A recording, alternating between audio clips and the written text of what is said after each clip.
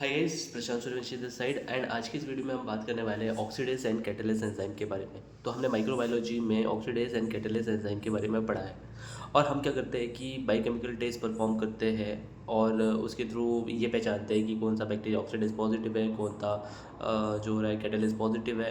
और ये सारे टेस्ट हम क्यों परफॉर्म करते हैं, ताकि हम रूल आउट कर सकें एंड उस रूल आउट के थ्रू हम ये पहचान सकें कि बायोकेमिकल टेस्ट के थ्रू कि ये बैक्टीरिया एक्चुअल में है क्या। इन जनरल तो हम वो सारी चीज़ें परफॉर्म नहीं करते, बट फिर भी इसके थ्रू हम रूल आउट कर सकते हैं कि अगर वो ऑक्सीडेज नेगेटिव है तो ऑब्वियसली हम इतने सारे बैक्टीरिया रूल आउट कर सकते हैं, सारे के सारे जो ऑक्सीडेज नेगेटिव होंगे।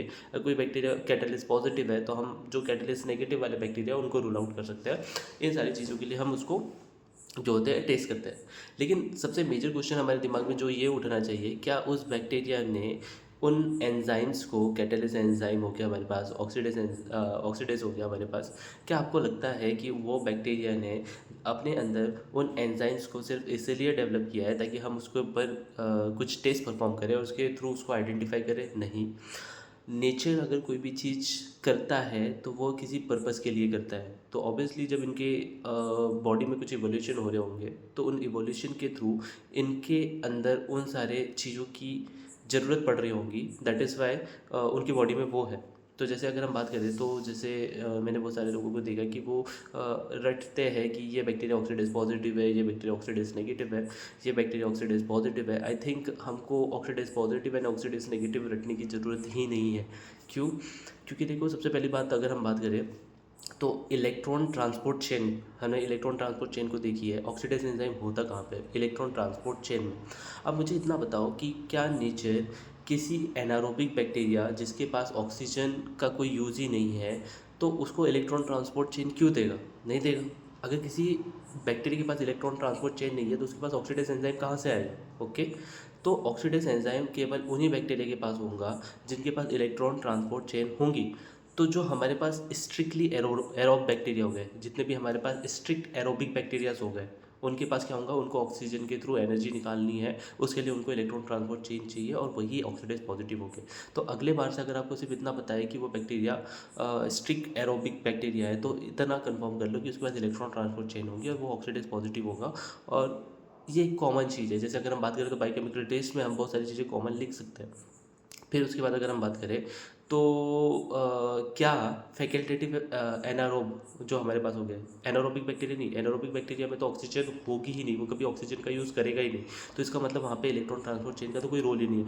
लेकिन फैकल्टेटिव एनारोबिक बैक्टीरिया जो कभी ऑक्सीजन के बिना भी रह सकते हैं और कभी जो होते हैं ऑक्सीजन के साथ भी रह सकते हैं, तो क्या उनमें ऑक्सीडेज एंजाइम होगा? हाँ, मोस्ट ऑफ द केसेस में उनमें ऑक्सीडेज एंजाइम होगा। लेकिन कई केसेस में ऐसा हो सकता है कि उनकी इलेक्ट्रॉन ट्रांसपोर्ट चेन में ऑक्सीडेज एंजाइम ना होकर कोई और एंजाइम है।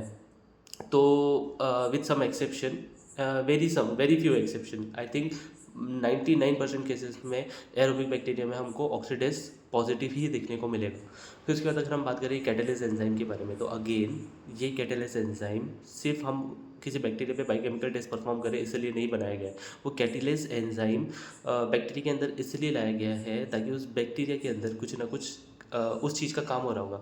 हो सकता है कि अर्ली इन्वायरमेंट में कुछ ऐसी कंडीशन बन गई हो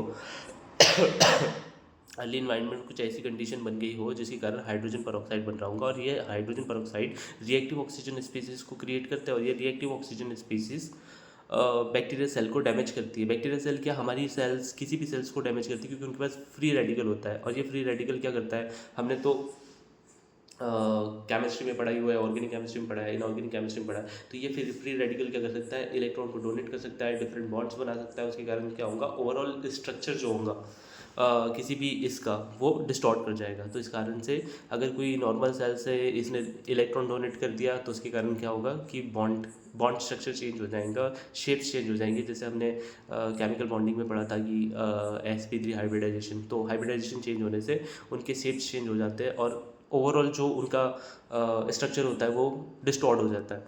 तो इस तरीके से रिएक्टिव ऑक्सीजन स्पीसीज जो हो सकती है वो सेल्स को डैमेज कर सकती है। अब इसका तोड़ क्या था नेचर के पास? नेचर के पास इसका तोड़ ये था कि अगर हाइड्रोजन परऑक्साइड बन रही है तो उसको वाटर में कन्वर्ट करो और ऑक्सीजन में कन्वर्ट कर दो। तो इससे क्या होगा कि वो बच जाएंगे। तो अब हमारे पास ये क्वेश्चन उठना चाहिए कि जो हमारे पास हाइड्रोजन परऑक्साइड है वो बनेगा कहाँ पे? सीधी सी बात है, हाइड्रोजन पेरोक्साइड बनाने के लिए हमको वाटर चाहिए एंड ऑक्सीजन चाहिए। इसका मतलब ऐसे बैक्टीरिया जो कि एरोबिक कंडीशन में ज़्यादा रहते होंगे, उनको कैटेलिस्ट की ज़रूरत ज़्यादा होंगी नेचर में। क्यों? क्योंकि जो एरोबिक कंडीशन में रहेंगे वहाँ पे हाइड्रोजन पेरोक्साइड बनने के चांसेस ज़्यादा है। तो जितने भी एरोबिक बैक्टीरिया होंगे, मैं इस केस में नहीं बोल रहा, ऑक्सीडेज के केस में वो ज़्यादा एक्यूरेट था, लेकिन इस केस में मैं ऐसा नहीं बोल रहा।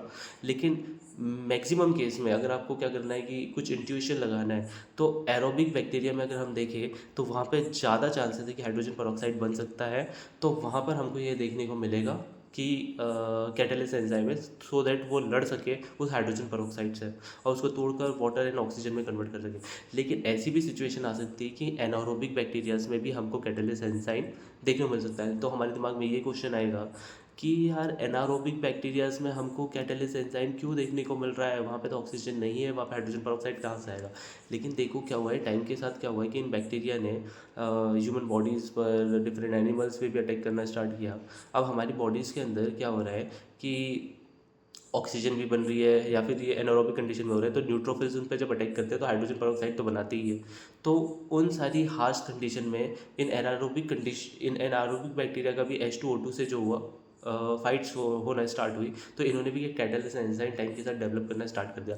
तो इन जनरल अगर आपको इतना पता है कि कोई बैक्टीरिया एरोबिक है, देयर इज़ हाई प्रोबेबिलिटी कि वो ऑक्सीडेज पॉजिटिव होगा। हाई नहीं, वो तो वेरी हाई प्रोबेबिलिटी कि वो ऑक्सीडेज पॉजिटिव होगा। और देर इज़ हाई प्रोबेबिलिटी, इसमें वेरी हाई नहीं बोल सकते, हाई प्रोबेबिलिटी कि वो कैटालिस्ट पॉजिटिव भी होगा। देखिए हम यहाँ पे 100% श्योर नहीं हो सकते कैटालिस्ट के केस में, लेकिन ऑक्सीडेज के केस में हम कई हद तक के श्योर हो सकते हैं। तो इस तरीके से हम क्या कर सकते हैं कि सिर्फ हमको इतना पता रहे कि कौन सा बैक्टीरिया एरोबिक है, एनारोबिक है, तो हम एक लॉजिकल गैस लगा सकते हैं। Thank you.